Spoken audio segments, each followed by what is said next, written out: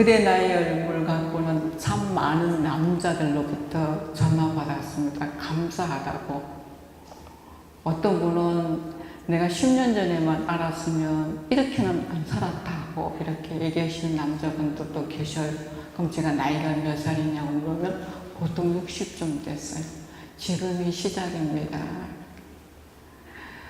저 책을 두고 도서관에 가서 책을 읽었다는 남자들도 있습니다. 그래서 남자들이 변화할 수 있는 구조도 썼기 때문에 여자들이 읽으면 글이 어려운 게 아니라 머리 구조가 달라서 그래서 세 번 읽으라고 얘기하는 겁니다. 세 번 읽으면 다 이해할 수 있어요. 그치? 그 다음에 하나 얘기 드리고 싶은 거는 이 안과 출산의 순환 관계입니다. 안다는 것은 산다는 말과 들어있습니다. 같이 거주하다, 거하다, 머물다 뜻을 갖고 있어요.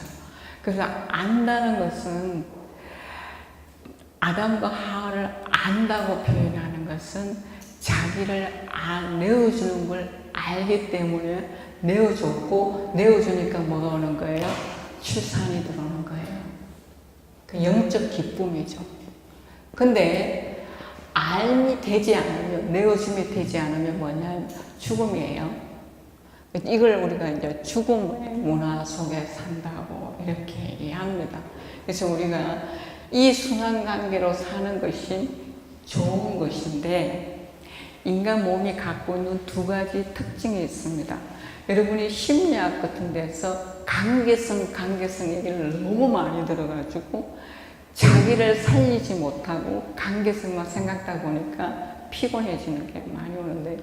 순서를 절대로 뒤집으면 안 되는 게 나는 몸이다예요. 요즘 이런 책도 제목이 나와요. 나는 몸이다는 게 내가 나의 전부 살아있다는 증거예요. 그래서 내가 존재성을 말하는 거예요.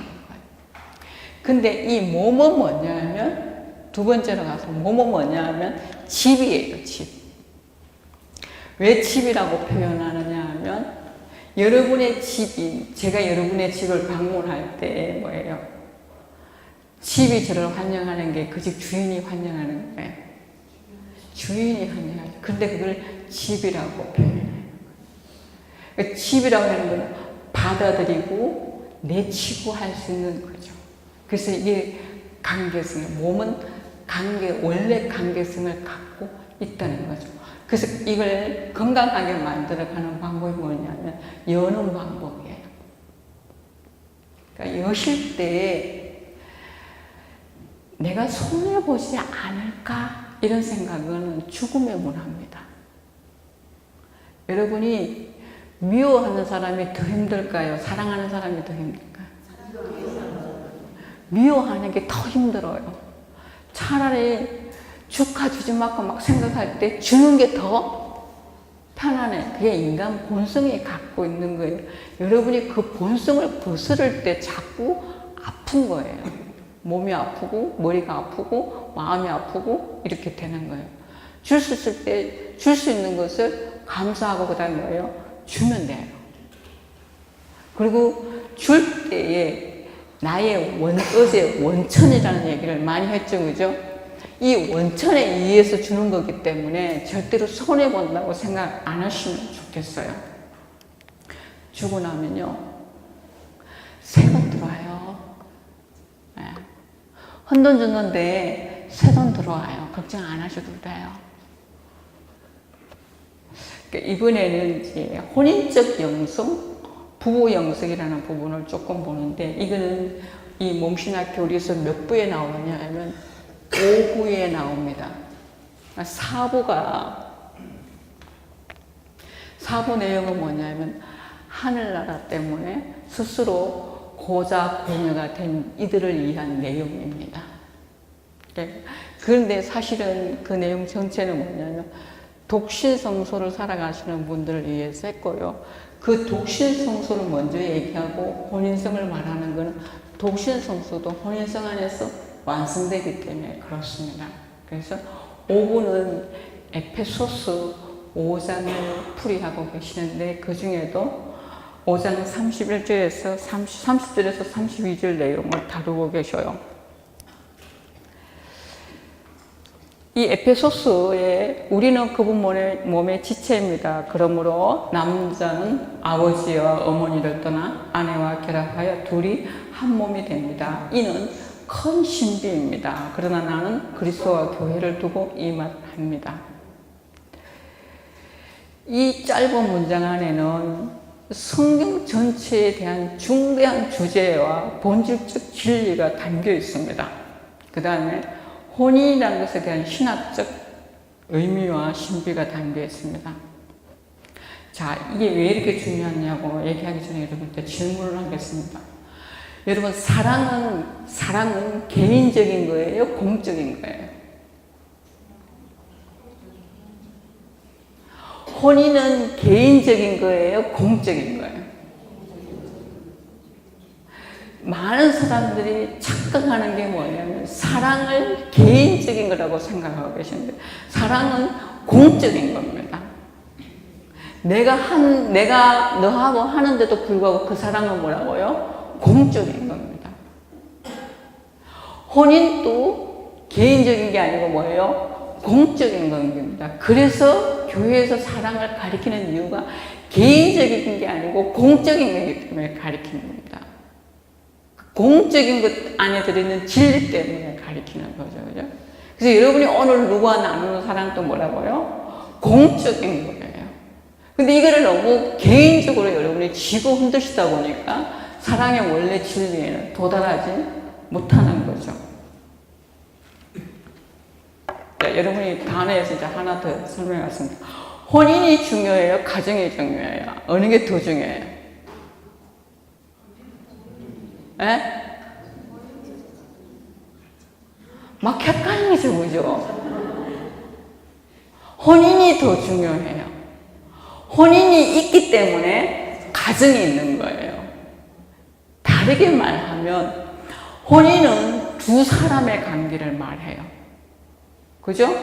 가정은 두 사람의 관계가 바탕이 되어서 더 커지는 거죠. 그러면 기초가 잘 돼 있어야만 전체가 흔들리지 않는데 전체를 잡으려고 하니까 뭐라고요? 혼인도 무너져고 돌아보니까 가정도 무너져 있고 자기 자신도 무너져 있는 거예요.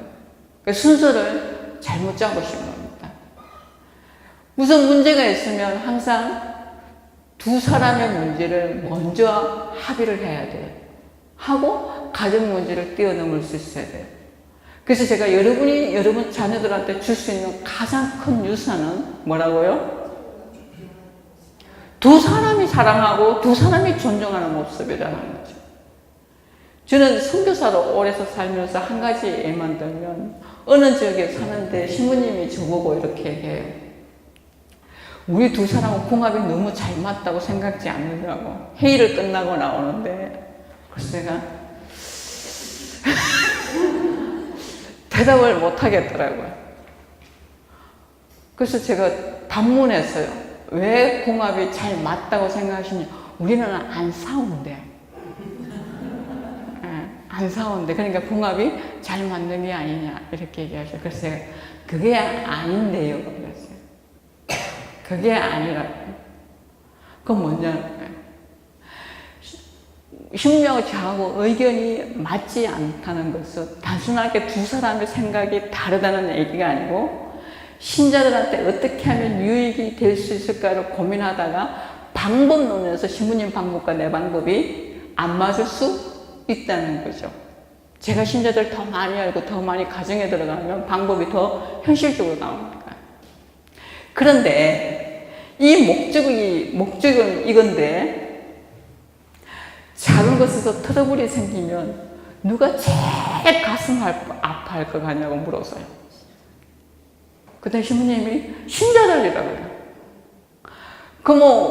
저희하고 신부님하고 저하고 자리가 안 좋아가지고 그 나쁜 모습을 누가 또 가장 좋아하겠냐? 누굴 것 같아요? 신자들이랄까. 그게 싫었어요. 이게 잘해주려고 하는 그 모습 때문에 오히려 더 그것 때문에 아파하고 그것 때문에 슬퍼하는 신자들이 있기 때문에 그냥 맞추려고 노력하는 거라. 더 놀라운 거는 그 다음 주 신부님 모습이었습니다. 제가 있는 지역에 미사를 하러 오셨는데 무려 50분 전에 오시가 수첩을 끼고 문 앞에 서서 하시는 말씀이 말씀하세요. 제가 무엇을 하면 됩니까? 그러니까 신자들이 볼 때 어때요? 신나는 거예요. 그냥 신난대요. 아무것도 주지 않았는데도 불구하고 뭐라고요? 신나는 거예요. 이게 여러분의 가정에 가면 부모의 모습이 자녀가 보라보는 모습에서 똑같은 거예요. 그 모습이 좀 더 확대된 게 교회의 모습이에요. 그래서 남자 여자가 한 몸이 되는 것이 곧 그리스도와 교회가 한 몸이 된다는 이 큰 신비는 이틀 안에다 다 집어넣으신 거예요. 그래서 다르게 표현하면 그리스도와 교회의 관계 안에서 남자와 여자의 관계를 보신 거예요. 혼인의 관계를. 그 우리가 어디에 들어가느냐 하면 이게 여기에 들어가요. 여기는 남성이죠. 여기 여성이에요. 우리 모두는 그리스도를 빼고는 모든 남자 여자는 여성형입니다.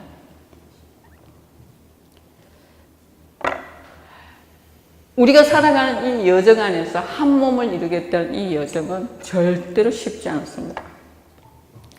한 몸을 이룬다고 말할 때는 누가 없어지거나 누가 누구에 통합된다는 얘기가 전혀 아닙니다. 그렇게 될 때는 한 몸이 안 됩니다. 언제 가능하냐면 두 사람을 뛰어넘을 때만 가능합니다. 그럼 두 사람이 바라보는 거는 그리스도와 교회 관계 안에서 뭘 보냐면 구원의 신비죠. 구원의 신비를. 이 두 사람, 한 남자와 한 여자가 살아갈 때, 아니면 너와 나와의 관계 안에서 살아갈 때, 그 우정이 오래 가려면, 분명히 우리는 뭐를 바라봐야 된다고요? 구원의 신비를 바라볼 수 있어야 합니다. 그래서 구원의 신비가 서로와 서로가 만들어 나가기 때문에 서로가 서로에게 맡겨져 있는 거예요. 그리스도가 교회에 맡겨져 있고 교회가 그리스도에게 맡겨져 있듯이 사람과 사람과의 관계도 서로가 서로에게 맡겨져 있는 거죠. 왜 맡기느냐? 종을 부리듯이 부리라고 맡기는 게 아니라 나의 전부를 줄 수 있기 때문에 맡기는 거예요. 어려운 것 같아요. 살아고 어렵다고 이렇게 제게 말씀하실 수 있는데요. 저는 그런 말 안 믿어요. 왜 안 믿느냐면 제가 이 부분, 이 5장을 연구하기 전에 했는 말이 있습니다. 정말로 이렇게 사는 부부를 내가 만나지 않고는 서지 않겠다고 얘기했습니다. 왜? 제 머리로는 못 살 것 같으니까. 너무 어려우니까. 그런데 다니면서 놀라운 건 뭐냐면 이렇게 사는 부부가 너무 많더라는 얘기입니다. 그 부부들이 갖고 있는 특징이 뭐였냐면 아까 바로 존중이었다는 거예요. 그래서 여러분도 뭐라고요? 충분히 이 관계를 구원의 신비고 부부가 사는데 혼인은 구원의 신비를 담고 있는데 서로가 서로에게 맡겨져 있다는 이것을 기억하셔야 하는 거예요. 그래서 필요한 게 뭐냐면 서둘러야 될 이유가 전혀 없다는 얘기입니다. 여러분이 실패하는 이유는 서둘러서 실패하는 겁니다. 서둘러야 되는 게 아니고 이 구원의 신비를 완성해야 되겠다는 여러분의 갈망이 더 진해져야 하는 거죠. 선택을 잘못 바라보시면 안 돼요. 뭐 한다고요? 갈망이 더 진해져요. 예수님이 끊임없이 우리한테 포기하지 않듯이 우리도 이 갈망이 진해질 때 포기하지 않을 수가 있는 거죠. 그리스도와 교회의 관계 안에 창세기 2장 24절을 끌고 와가지고 이 신비를 얘기했다는 것은 원천이 같은 원천이라는 얘기입니다. 굉장히 놀라운 신비가 들어있는 거죠. 우리 교회 문헌 중에 가정공동체 13항에 아주 중요한 문장이 들어있습니다. 부부가 나누는 인간적 사랑, 관능적 사랑, 에로스적 사랑을 말해요. 그 에로스적 사랑, 본능적인 사랑, 관능적 사랑이 지향하는 내재적인 것을 바라본다면 성령 안에서 완성될 수 있는 이 그리스도와 교회 안에서 이 관계에 이 사람들이 동참하는 것이다. 이렇게. 그래서 여기서 이제 많이 얘기하는 관계가 성관계예요. 왜 부부의 혼인적 사랑이 가장 최고의 사랑이라고 말을 하느냐면 다른 사랑은 몸까지 다 안 줘도 돼요. 그죠? 근데 부부 사랑은 뭐냐면 온전히 몸까지 그리스도가 십자가에서 당신 몸을 온전히 교회에 내어놓았듯이 그렇게 내어놓는 사랑이 부부 사랑입니다. 그걸 여러분이 하려고 하니 얼마나 힘들겠어요. 알고 했으면 그래도 좀 다행인데 그걸 모르고 시작했으니까 맨날 엎어지고 자빠졌던 거예요. 여러분이 시시한 삶을 살고 있는 게 절대로 아닌 거예요. 대단한 삶을 살고 있는데 자기를 대단하게 보지 않았던 게 문제였다. 그러니까 오늘부터 여러분 뭐라고 해요? 나는 대단한 거예요. 위대한 거예요. 아름다운 거예요. 그리고 절대선을 지향하고 있는 사람들이기 때문에 그것이 가능한 거예요. 여러분 있잖아요. 부부의 관계는 30대는 아무것도 몰라요, 사실은. 40대쯤 되면 부부들이 뭐를 노력하느냐. 친구처럼 머물려고 노력해요. 친구. 근데 50대, 60대 된 사람도 친구로 머물면 곤란해요. 더 성장해야 되는데 뭐로 성장해야 돼요? 온누이처럼 돼야 돼요. 왜 온누이처럼 될 수 있냐면요. 창조의 신비가 그에게도 나에게도 같이 역사되어 있기 때문에 그거를 봐요. 그대가 하나님의 모상이고 나가 뭐라고요? 하나님의 모상이야. 같은 하나님을 아버지라고 고백하기 때문에 가능합니다. 그러면 우리 삶 안에서 일어나는 일들은 어제 얘기했습니다. 남자의 머리 구조와 여자의 머리 구조는 뭐라고요? 같지 않다 이거예요. 그러니까 내 방법대로 요구하면 되게 곤란해요. 삶 속에서 간단하게 예를 하나 들게요. 여보 오늘 집에 같이 있을 때 저 창고에 가서 내 손에 밀가루가 묻었으니까 양파 3개 갖다 줘, 4개 갖다 줘, 5개 갖다 줘야 된다. 이렇게 말해야 되는데 이게 남자 머리예요. 여자 머리는 5개 가져와요. 그러면 남자는 창고 앞에 가가지고 5개를 집어야 되는지 6개를 집어야 되는지 7개를 집어야 되는지 이게 너무 힘든 거예요. 그래서 망설여져요. 그럼 늦게 가져왔다 소리치는 거예요. 손이 없냐고 이렇게 말하죠. 아니 당신 말에 좀 문제가 있었다고. 이해되셔요 제 말? 자 이거는 마트로 가겠습니다. 뭐뭐 사야 되느냐고 남편이 물어봐요. 그럼 뭐뭐 산다면 남편은 뭐가 발달돼 있다고요? 눈이 발달돼 있어. 오래간만에 가지만 그게 어디에 있다는 걸 더 부인보다 빨리 찾아와요. 그리고 그걸 담아서 오면 좋겠는데 부인은 이 뭐예요? 상품 안내판 보고 기적거리고 미치는 거예요 뒤에서. 이게 뭐냐면 내게 옳은 게 아니라는 거예요. 다른 사람이 찾아가기 때문에 함께 살아가기 때문에 이 신비를 살기 위해서는 배려라는 거죠. 이 배려는 사랑 때문에 나오는 거예요. 이걸 완성시키고 싶다는 그 사랑의 신비에서 나오는 거예요. 그래서 자존심하고 아무런 상관이 없다 이겁니다. 이걸 자존심 싸움이라고 생각하시면 곤란해요. 사랑이 갖고 있는 속성은요, 여러분이 마시는 커피인이나 담배인하고 같습니다. 여러분은 매일 커피를 마시면 여러분이 커피를 마시는 게 아니고 여러분 안에 있는 커피인이 커피를 부르는 거예요. 저는 안 불러요. 왜? 없으니까 안에. 커피 안 마셔도 아무 문제가 없어요. 사랑도 내가 사랑하고 싶다는 마음이 드는 것도 바로 내 안에 이미 내재해 있는 이 관계가 있다는 얘기입니다. 그래서 여러분이 용기를 내시면 좋겠고, 좋은 것만 사랑은 아니에요. 슬픔도 분노도 사랑이에요. 사랑이 분노와 슬픔의 모습으로 나올 뿐이에요. 왜? 그렇게 하면 안 된다고 신호등이에요. 빨간불이에요. 하지 말라는 얘기예요. 그래서 그것을 여러분이 무조건 참거나 그렇게 하는 방법이 아니라 얼마나 잘 드러내냐. 그래서 사랑은 에로스라고 표현했던 거죠.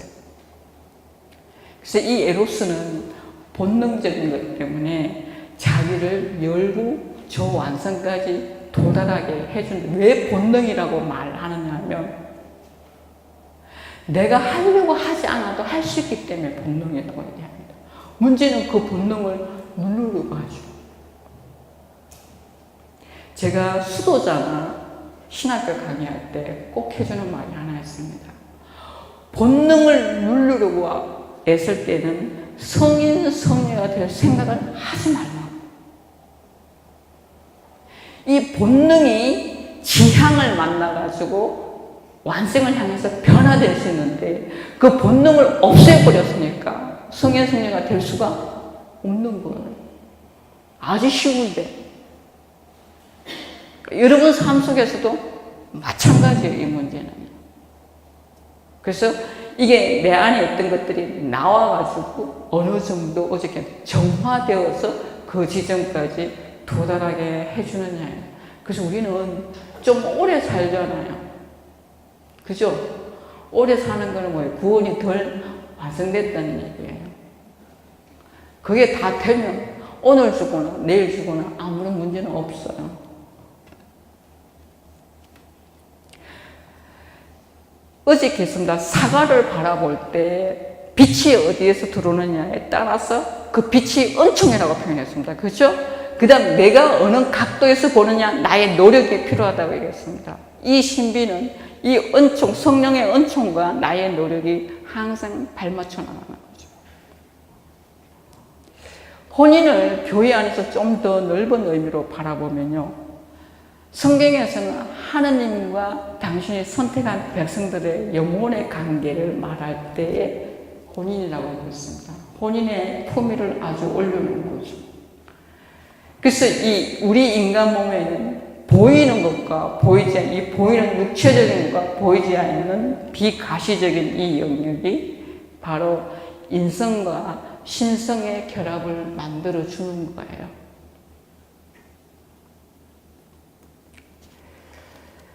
그래서 우리 교회에서 하는 7성사의 성사의 질은 다 혼인의 신비를 담고 있습니다.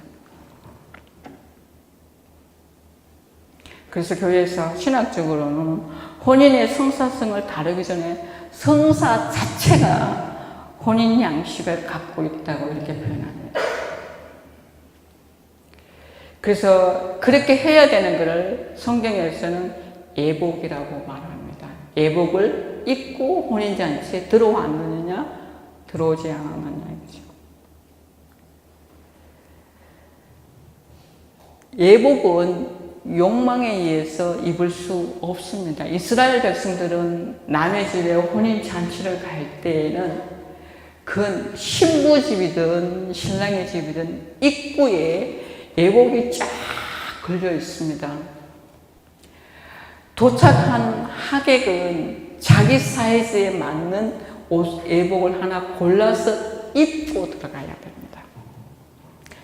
깨끗한 마음을 갖고 이 잔치에 들어오라는 뜻입니다.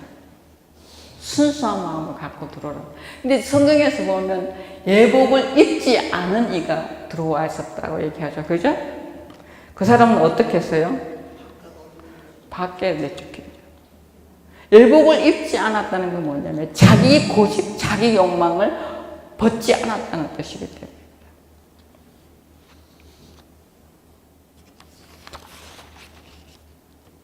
그래서 이 두 관계를 설명하시면서 신비라고 하는 얘기는 이 두 사람 관계의 중심에 누가 있다는 거예요? 그리스도가 계신다는 얘기입니다. 그리스도의 신비가 없다면 부부는 절대로 한 몸이 되지 않습니다. 더 쉽게 여러분이 혼인생활 안에서 제가 젊은이들한테 교육하는 방법입니다. 길게 설명 안 하고 딱 간단하게 10분 안에 설명 다 하고 결혼한 후에 4년, 5년, 6년, 7년 지난 후에 확인을 해봐요. 근데 제가 그때 10분 강의해 준 거를 사는 사람들은 아무런 문제가 없어요. 잘 넘겨요. 네, 가르쳐 드릴게요. 혼인 반지를 주고 받는 방법과 혼인 반지를 들고 하는 고백을 기억하라입니다. 기억하는 것은 현재형을 만드는 거죠. 혼인 동의가 일어난 후에 혼인 반지를 줘요. 반지를 주기 전에 사제가 먼저 축성을 해요. 맞아요? 그러면 남자가 이렇게 얘기해요. 나 누구는 누구에게 내 신의 표지로서 이 반지를 성부와 성자와 성령의 이름으로 드립니다. 이렇게 말해요. 요즘 제가 어느 본당에 갔는데 그 뒷말을 뺐더라고요. 곤란해요. 그렇게 전례를 그렇게 뺄 수가 없어요. 왜? 거기는 엄청난 내용이 들어있기 때문에. 내 신의의 표지로서 그 사람에게 반지를 주는데 왜 성부와 성자와 성령의 이름으로 준다고 고백하는 거예요? 다르죠? 우리 두 사람 관계 사랑의 원천이 누구라고요? 성부와 성자와 성령이라는 걸 고백하는 거예요. 그리고 끼워줄 때 장담하셨어요? 끝까지 끼워주면 안 돼요. 어디까지만 끼워줘요? 반만 끼워줘야 돼요. 뜻이 뭐예요? 내가 당신에게 들어가도 됩니까? 뜻이에요. 그 다음에 배우자가 그 신랑 신부가 본인이 받아서 반을 끼는 거야. 안쪽까지. 들어오십시오. 이게 존중이에요. 이 들어가도 됩니까? 들어오십시오. 이 고백을 죽을 때까지 사는 거예요. 그리고 그 원천은 누구라고요? 삼일체 하나님이다. 안 그랬죠? 끝까지 다 밀어넣었죠. 시부님 여기 12월에 혼인갱신 다 가셔야 돼요. 이 신비를 이태리에서는 이 5장을 정말로 활동하시는 신부님이 한 분 몽신요리 계시는데 제가 거기까지 갔어요. 그 프로그램이 새로운 부부 만들기인데 5박 6일을 하는데 끼워달라고 그랬어요. 공무생활자인데도 불구하고 스님 한 사람하고 내하고 부부라고 생각하고 들어가서 그 5박 6일을 배우는데 딱 들어갈 때 반지 사이즈 다 골라라고 하는데 그 반지를 신부님이 어디 넣냐면 성합 안에 넣더라고요. 성합 안에 넣고 뚜껑 딱 닫고 감실 문 여더니 저기 넣으세요. 하룻밤 먼저. 그 다음에 그 표정 다 끝난 후에 감실에서 그 성합 꺼내가 자기 반지 다 찾아라요. 그리고 그 자리에서 무릎 꿇고 안수하는 거예요. 펑펑 울어요. 이혼하겠다고 합의 이혼해놓고 아들이 그 교육을 갔다 오면 이혼하는 거를 내가 받아주겠다고. 그래서 그 교육에 왔다가 이혼하는 게 아니고 살로 다시 가. 여러분의 혼인의 신비에 이것이 들어있다는 것을 절대로 놓치거나 잊어버리시면 막 살게 됩니다. 막 살게 하는 거는 결국 자기를 망가뜨리는 거예요. 근데요, 다니다 보면, 저건 이혼하는 게 맞아! 이게 있어요. 그런 케이스도 분명히 있어요. 그 사람들은 전문가하고 상담해가지고 안 되면 일찌감치 헤어지는 것도 괜찮을 수 있어요. 혼인의 무효성이 성립될 수 있다는 거.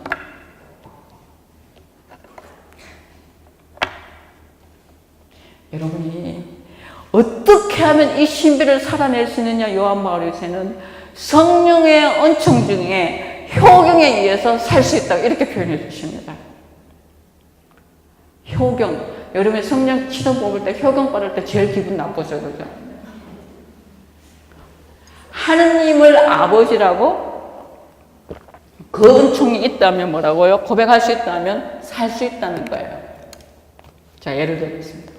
미사로 예를 들겠습니다. 이 그리스도 얘기 제가 했죠, 그죠? 그래서 여러분이 미사 중에 마침 영광성이 뭐예요? 미사 중에 마침 영광성. 그리스도를 통하여 그리스도와 함께 그리스도 안에서 성령과 일치 되는 거죠. 한 몸을 이루는 거죠. 그리고 할 수 있는 기도가 뭐예요? 주님의 기도예요. 근데 주님의 기도 끝에 아멘이 없어요. 왜? 아멘 할 수 있는 상태가 아니에요. 영성적으로. 그러면 그 아멘은 언제, 그게 언제 다 정말 이루어졌냐 하면, 여러분이 성체형하려고 밖에 나왔을 때 사제가 그리스도의 몸 그럴 때 여러분이 뭐라고 고백해요? 그게 완결이에요. 그 성체가 내 안에 들어와서 어떻게 돼요? 먼저 한 몸을 이루는 그 힘으로 사는 거예요.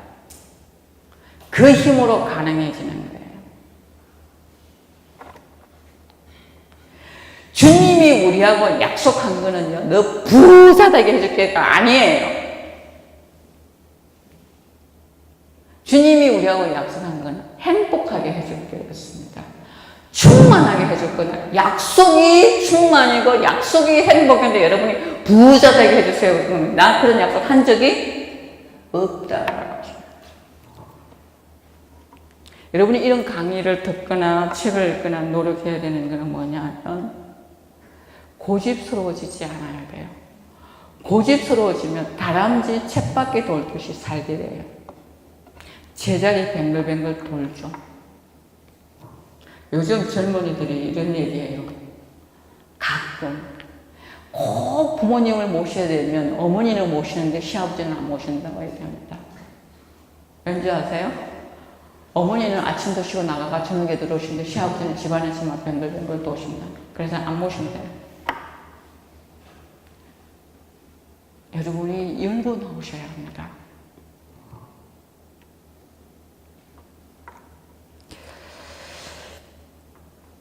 제가 다른 얘기를 성경으로 한번 빗대서 얘기하겠습니다. 예수님이 부활하신 후에 디베레 호숫가에서 시몬 베드로에게 묻습니다. 너, 나, 뭐라고요? 너, 나 사랑하느냐? 그 구절을 자세히 들어보면요. 첫 번째 물으실 때, 두 번째, 세 번째 물으실 때 달라지는데, 두 번째 들어가면 너 아직도 나를 사랑하느냐입니다. 아직. 묵상을 하면요. 왜 이 단어가 들어가느냐 하면 베드로는 오늘 여러분이 미사 때 들어준 것처럼 대충 당신은 그리스도입니다고 고백도 했고 당신을 위해서는 죽을 수도 있다고 얘기했는데도 불구하고 막판에 뭐 했어요? 도망갔죠. 그죠? 도망갔습니다. 그리고 부활 후에 돌아왔어요. 두려웠을까요? 안 두려웠을까요? 두려워했죠. 근데 왜 아직이라는 거냐? 도망갔는데 사랑이 없어서 도망갔느냐 합니다. 그래서 기억시켜주는 거예요. 네 안에 아직 나를 사랑하는 사랑이 뭐라고요? 있다는 거예요. 그래서 베드로가 당신이 잘 알지 않냐고. 내가 당신을 사랑하고 있다는 거예요. 지금 여러분이 삶 속에서 7번씩 7번 용서는 너무 어려우니까 차라리 이걸 기억하는 게 좋겠다고 생각해요. 너 아직도 나를 사랑하느냐? 아까요, 미워하는 거, 분노하는 거 뭐라고요? 사랑이라고. 그걸 말로 표현하시면 돼요. 어떻게? 자기의 매력으로 표현하세요. 괜찮아요. 자존심이 아니라고 얘기했습니다. 사랑에는 자존심이 아니에요. 얼마만큼 잘 표현해내느냐. 그래서 얻어낼 수 있느냐죠. 왜? 그게 나올 때 둘이가 한 몸이 될 수 있고 웃을 수 있기 때문입니다. 저는 많은 부부들을 보면서 행복을 자꾸 다른 곳에서 찾고 있더라는 얘기입니다. 행복은 다른 곳에 있지 않아요. 거기는 즐거움이나 쾌락이나 그런 게 잠시적으로 있을 수 있어요. 신앙생활도 여러분이 행복을 하셔야 돼요. 행복. 그러기 위해서 우리는 오늘도 용기를 내어야 해요. 그리고 일어나야 해요. 그게 바로 아까 얘기했던 부활의 삶이에요. 현재 내가 부활을 살아가고 마지막 날에 완성하는 거예요. 그래서 우리 혼인적 사랑 안에는 나와 너와 누가 있다고요? 하느님의 삼각형의 관계를 살아가는 거예요. 삼각형의 관계. 안 보이지만 나의 안 보이는 비가시적 영역에 이 신비가 들어와 있기 때문에 성립이 되죠.